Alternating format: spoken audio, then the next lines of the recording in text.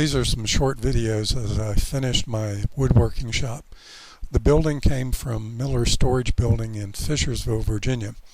They had built a prefab shed for me in the past, and the delivered building was much cheaper than the estimates that I'd gotten for a site-built structure. I had a separate service installed for the electricity because I found it much cheaper overall than running a 240 volt line from the house. The building sits on extra large concrete piers exceeding county code. Miller's matched the siding and trim of my shed to my house very well, and a few plantings around make it look like a part of the landscape. I have put lattice work all around the outside of the shed, and this keeps the skunk and the other varmints out. I first wired the shed for 220 along the walls at a height above the workbenches for easy access.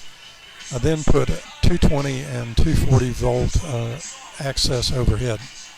Fluorescent lights all around the shed are angled down, and the area above each light is a shelf. Each wall and the overhead light have their own switch. The whole structure was insulated, including the floor. Insulation on the ceiling has a standoff of about 1.5 inches to allow heat to escape up and out the roof vent.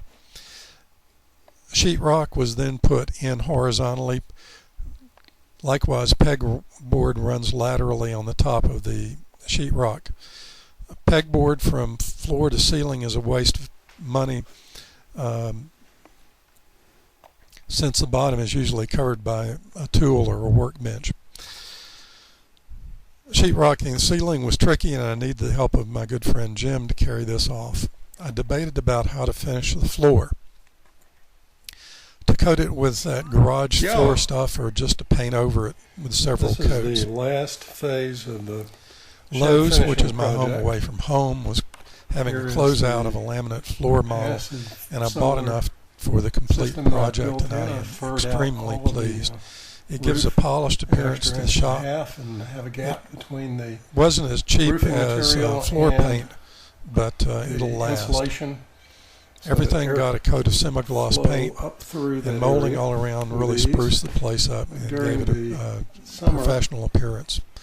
I cut a hole in the ceiling for wood storage and hung racks for my pipe clamps. A roof vent, a 240 volt thermostatically controlled heater keeps the place warm in the winter, and a small window air conditioner cools the place off in the dead of the summer. During the winter, I want to thank Jim, my buddy, for helping me out and seal the place off fairly well from the weather. If he ever wants to finish that workshop basement of his, he is more than welcome to get in touch with me. I'll be glad to help him out. Thank you.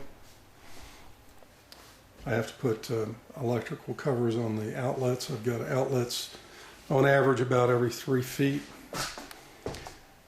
The laminate floor was easy to put in once you get the hang of it, making sure that you leave a gap around the exterior.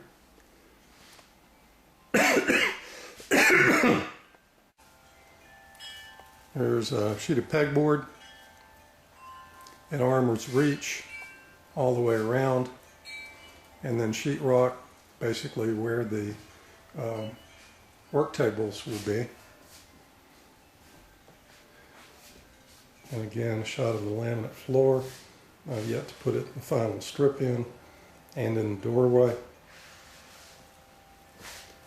Let's see if I can get a better shot of the method to screw in that top plate there. Well, the shed's just about finished. I need to put covers on some of the electricals and do a last little bit of wiring, and we should be operational sometime within the next month or so. You got lights going to go up around the perimeter in all 4 corners. You get electrical outlets about every 3 feet.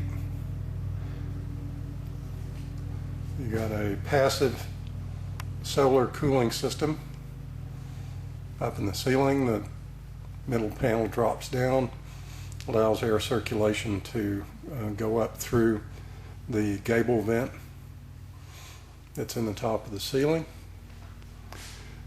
I have a portal cut to pass wood up, and at some point in time in the future I'm going to put a loft on one end to store even more wood. Can't have enough storage in the world. The laminate floor went down really easy. Once you get the knack of it, it takes a little doing, but basically that was a one-person, two-day job. But it really makes the workshop look like an area you could really just live in. And I will update you when I get the lighting in a month or two.